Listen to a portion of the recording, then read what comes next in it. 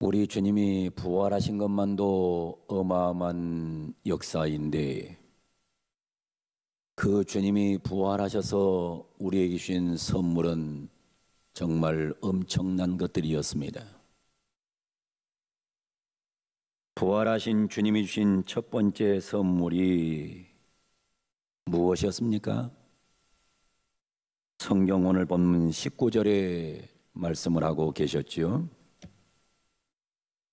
이날 곧 안식 후 첫날 저녁 때에 제자들이 유대인들을 두려워하여 모인 곳의 문들을 닫았더니 예수께서 오사 가운데 서서 이르시되 너에게 평강이 있을지어다.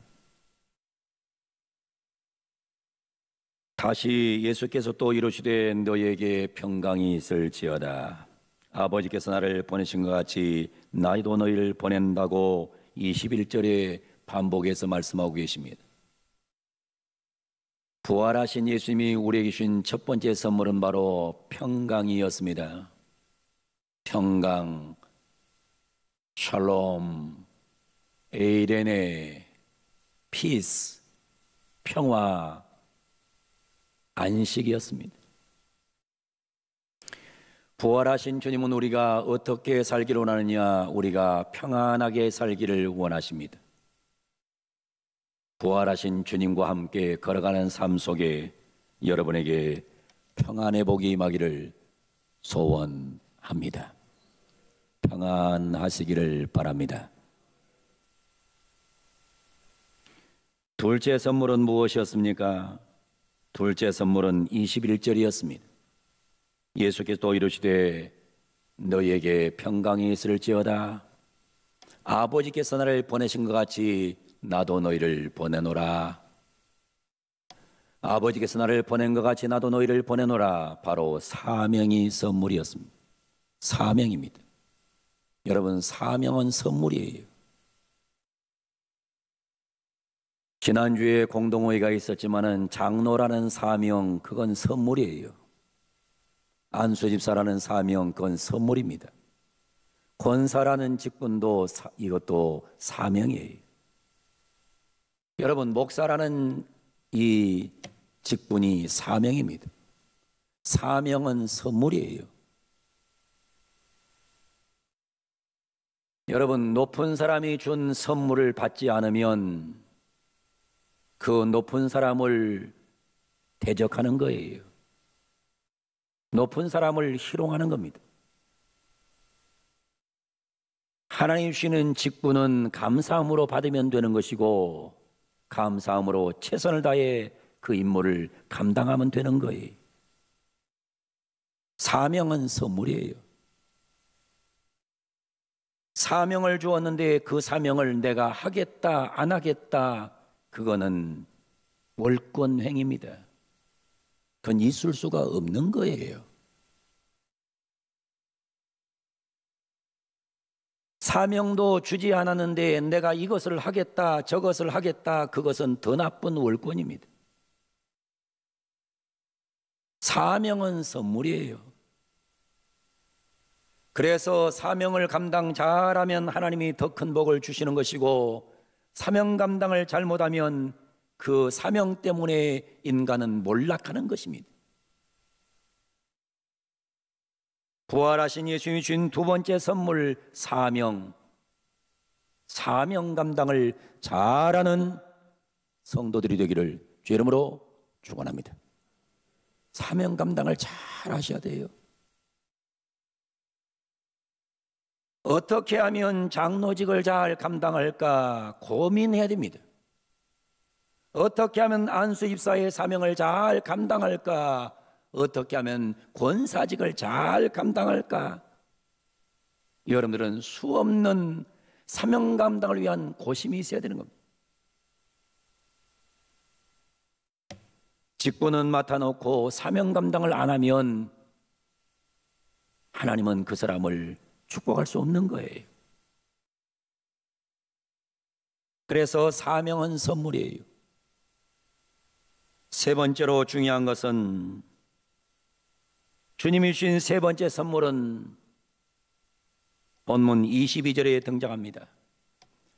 이 말씀을 하시고 그들을 향하사 숨을 내쉬며 이르시되 성령을 받으라. 성령은 주님의 부활하신 주님의 세 번째 선물이에요.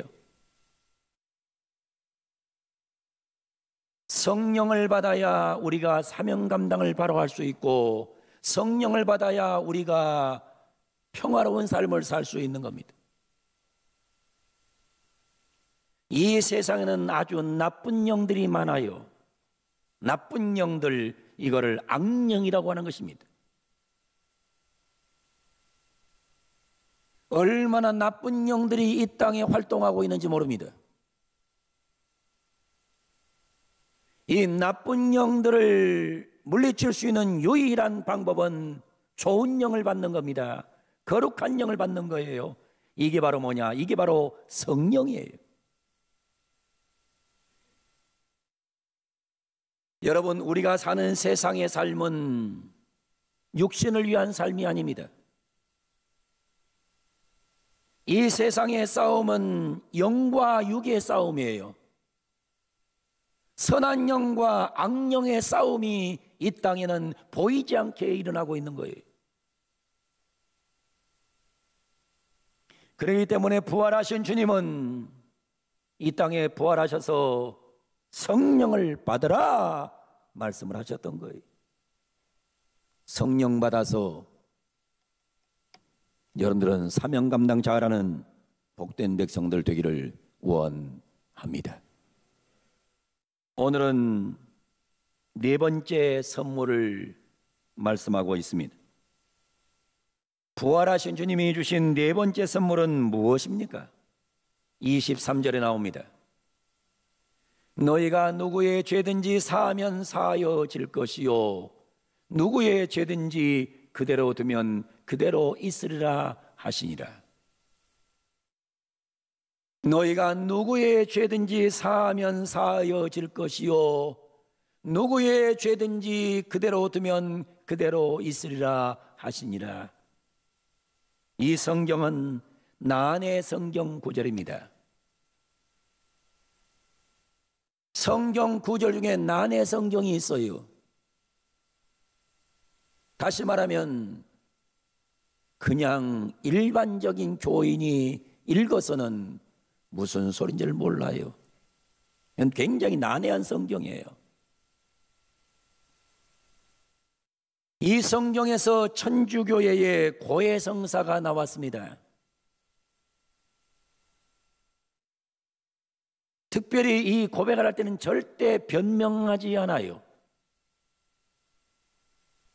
그러고 나면 신부님이 이렇게 외쳐요. 나는 성부와 성자와 성령 이름으로 당신의 죄를 사합니다. 이렇게 죄를 사죄해요. 여기서 굉장히 위험한 용어가 있어요. 나는 성부와 성자와 성령 이름으로 당신의 죄를 사하노라. 신부는 인간이에요. 인간인 나는, 난이란 말이 굉장히 위험한 말이에요. 나는, 인간은 인간의 죄를 사할 수 있는 능력이 없습니다. 인간은 인간의 죄를 사할 수 있는 권세가 없습니다. 인간은 인간의 죄를 사할 수 있는 힘이 없어요. 그래서 천주교의 교리가 문제가 있는 거예요. 여러분이 다 죄졌어요. 목사님 앞에 가서 싹 다 숨김없이 고백했어요. 그때 나는 네 죄를 사하노라. 그게 말이 되느냐 이겁니다.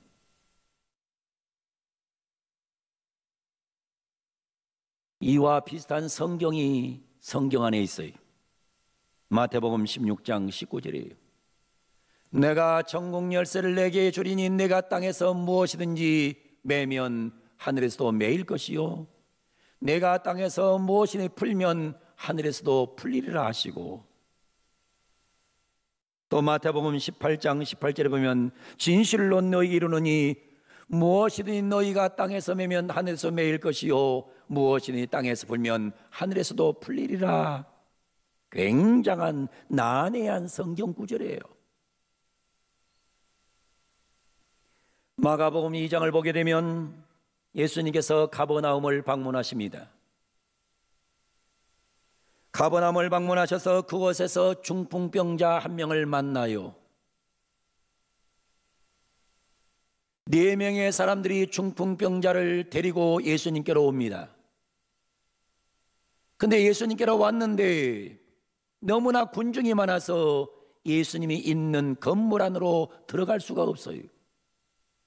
그러니까 4명의 사람들이 환자를 들것에 들고 지붕으로 올라가요. 그리고 지붕을 뜯어내요. 그리고는 지붕을 뜯어내고는 그 중풍병자를 예수님이 있는 그곳으로 달아내려요. 달아내리는 그 모습을 보면서 예수님께서 마가복음 2장 5절로 7절에 이렇게 말씀을 하세요. 예수께서 그들의 믿음을 보시고 중풍병자에게 이르시되 작은 자야 내 죄사함을 받았느니라. 예수님이 묘한 말씀하지요. 내 중풍병이 고쳐졌느니라 하지 않고 내 죄사함을 받았느니라. 그랬더니 6절에 보세요. 어떤 서기관들이 거기에 앉아서 마음에 생각하기를, 성경 전문가인 서기관들이 거기 앉아서 마음에 생각하기를 7절에 말합니다. 이 사람이 어찌 이렇게 말하는가? 신성모독이로다. 오직 하나님 한 분 외에는 누가 능히 죄를 사하겠느냐? 그래서 예수님을 십자가에 못 박아 죽인 죄목이 뭐냐? 신성모독이에요. 이유가 뭐예요? 예수님께서 인간의 죄를 사했다는 거예요. 이게 예수님을 십자가에 못 박아 죽인 이유입니다.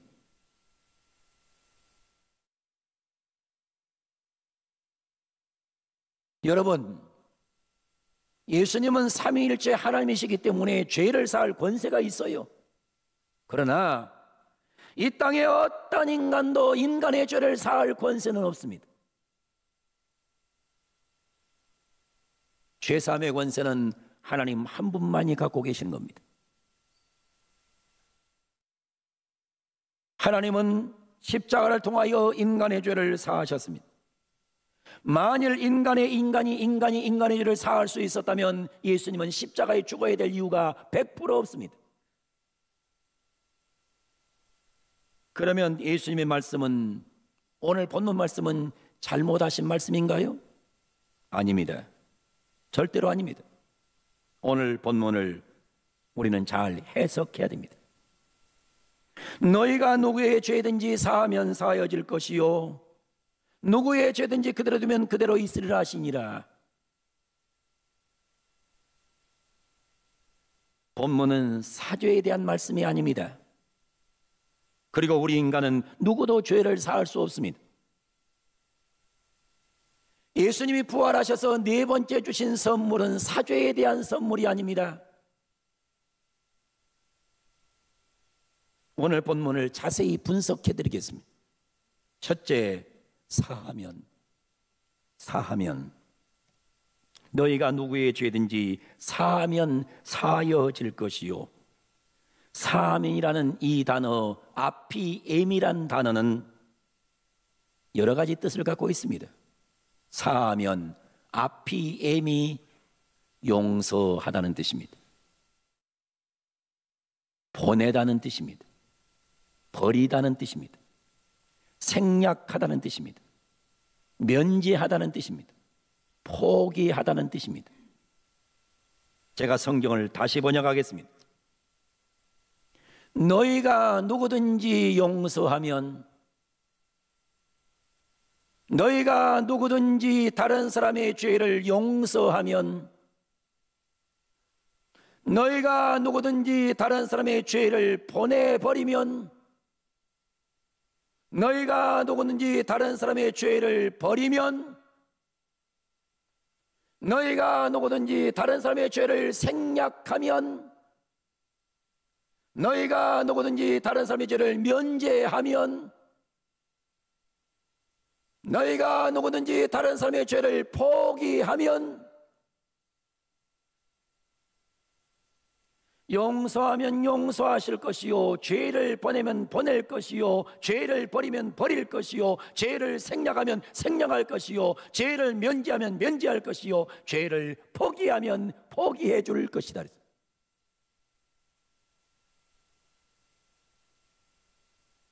본문은 죄 사함에 대한 말씀을 주신 본문이 아니에요. 본문은 용서에 대한 말씀을 주신 거예요. 우리는 뭐 할 수 없느냐? 우리는 다른 사람의 죄를 사할 수 없어요. 그러나 뭐는 할 수 있느냐? 우리는 다른 사람이 내게 지은 죄는 용서할 수 있는 거예요. 두 번째 말씀은 그대로 두명이라는 단어입니다. 너희가 누구의 죄든지 사하면 사해 줄 것이요, 누구의 죄든지 그대로 두면 그대로 있으리라. 그대로 두면 크라테오. 이 단어는 붙잡다는 뜻입니다. 간직하다, 획득하다, 취하다는 뜻입니다. 본문을 다시 번역하겠습니다.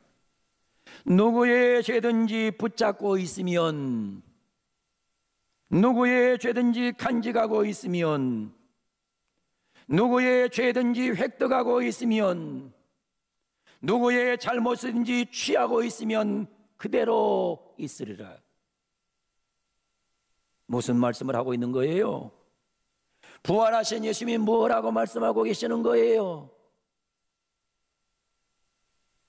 너희들이 너희에게 잘못한 사람의 잘못을 용서해 주면 용서가 일어날 것이요, 너희가 용서하지 않고 끝까지 붙잡고 있으면 그 사람의 범죄로 인하여 그 죄악을 끝까지 붙잡고 있을 것이다.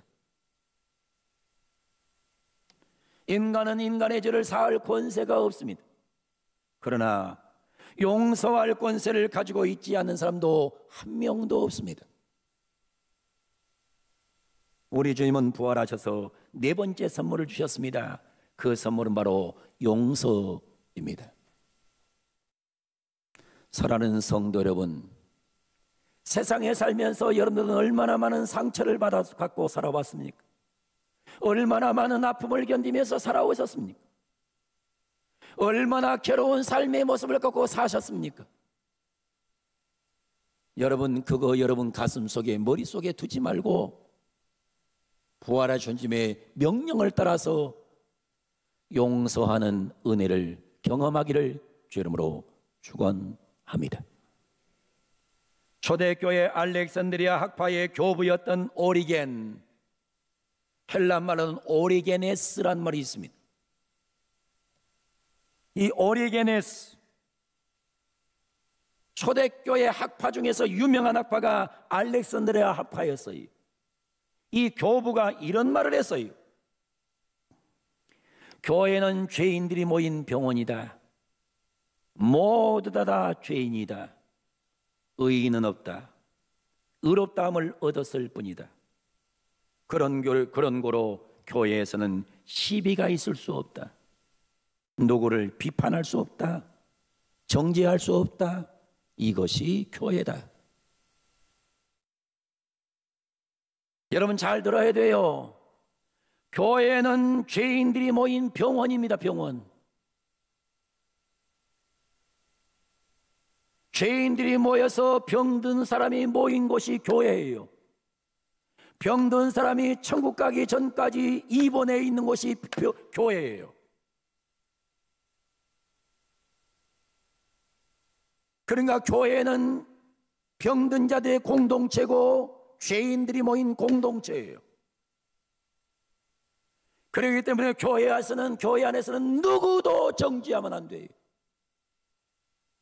누구도 정죄당하면 안 돼요.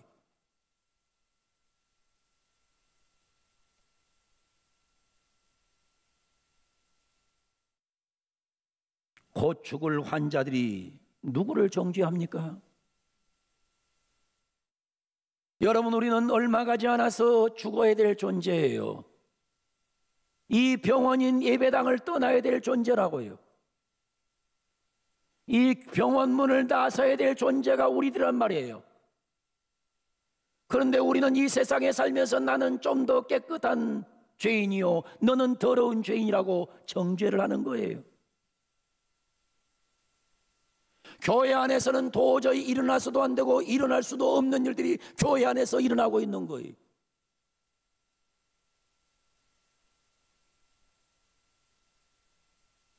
오늘 우리가 주님 말씀을 따라서 교회 안에서 있어야 될 것 딱 한 가지는 부활하신 주님의 명령대로 용서가 있을 뿐입니다. 이거 외에 교회 안은 존재할 게 없어요. 하도리 아키라라고 하는 일본의 유명한 학자가 행복의 문이라는 책을 썼습니다. 하도리 아키라. 이 책의 내용은 이렇습니다. 어떤 가정이 아주 불화해서 견딜 수가 없어요. 서로 시비하고 헐뜯고 날마다 이 가정은 난리투성이에요. 매일매일 싸우는 소리, 매일매일 다투는 소리, 큰 소리만 나요. 가장이 되는 분이 너무 속이 상해서 이거 왜 우리 집안은 이 모양일까? 왜 우리 집안은 이 모양일까? 근데 바로 옆집에 가보니까는 옆집에서는 자기 집보다 훨씬 가난해요. 못 살아요. 근데 그 집은 싸우지 않아요. 항상 웃음소리가 나와요. 담장에 웃음소리가 넘어가요. 온 집안이 웃고 화목해요. 그래서 물어봤답니다. 가만히 보니 우리 집안은 밤낮 싸움이요, 당신 집안은 항상 웃음인데 그 비결이 무엇입니까? 옆집 주인 되시는 분이 당신네 집에는 선한 사람만 살고 우리 집에는 죄인만 삽니다, 그랬다는 거예요.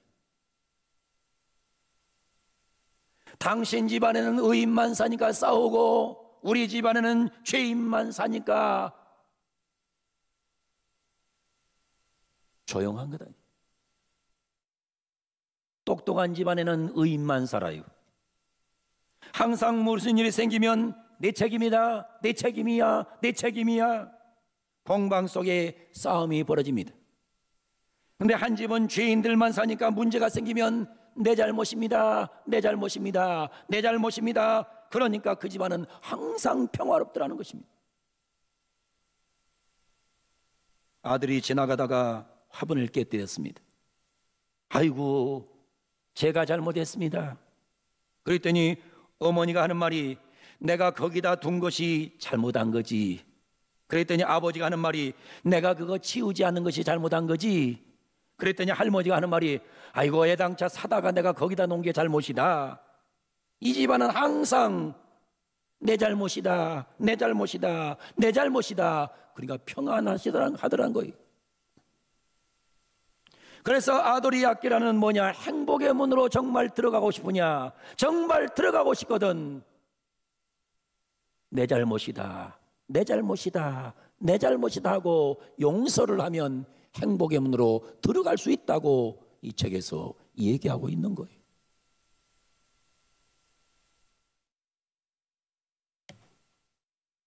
부활하신 주님은 우리에게 용서를 선물로 주시는 겁니다.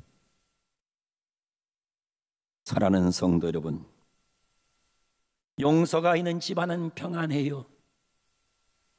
용서가 있는 교회는 행복해요.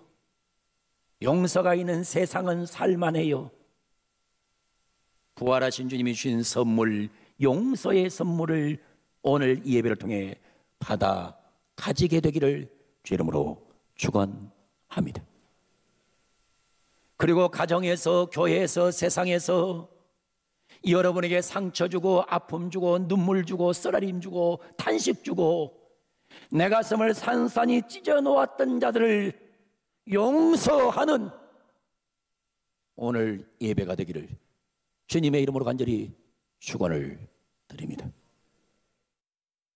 주님이 주시는 4가지 선물, 여러분에게 평강이 있기를 바랍니다. 여러분에게 사명 감당의 은혜가 있기를 원합니다. 여러분에게 하나님께서 놀라운 은총을 주시되 성령의 역사를 경험하기를 원합니다. 마지막으로 여러분 속에 용서의 선물을 받아가지고 아름답게 부활의 주님을 증언하면서 살아가는 복되고 축복받은 우리 성도들 다 되기를 예수님의 이름으로 간절히 축원을 드립니다.